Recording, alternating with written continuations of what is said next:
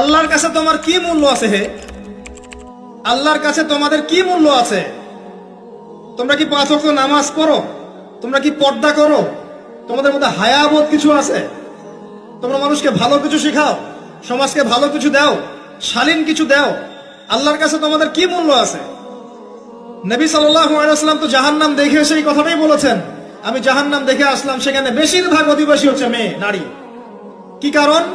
তারা এমন কাপড় চোপড় পরে বাইরে ঘুরতো, যেই কাপড় পরেও তারা নগ্ন থাকতো। আমি কি ব্যাখ্যা করতে হবে? আপনি দেখতে পারেন না? এবং তারা স্বামীর সাথে কুফরি করত।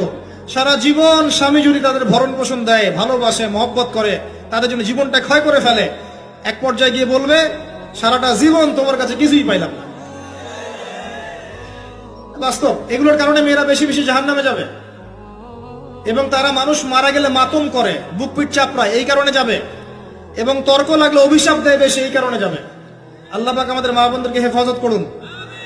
তবে একটা হাদিস আছে সুসংবাদের। নবী সাল্লাল্লাহু আলাইহি ওয়াসাল্লাম বলেছেন, একজন নারী যদি 4টা কাজ করতে পারেন, জান্নাতের যে কোনো দরজা দিয়ে ইচ্ছা প্রবেশ করতে পারবেন। 1 নাম্বার 5 ওয়াক্ত নামাজ, 2 নাম্বার রমজান মাসে সওম, 3 নাম্বার আপনার লজ্জাস্থানের হেফাজত অর্থাৎ খাস পর্দা, এবং 4 নাম্বার আপনার স্বামীর আনুগত্য।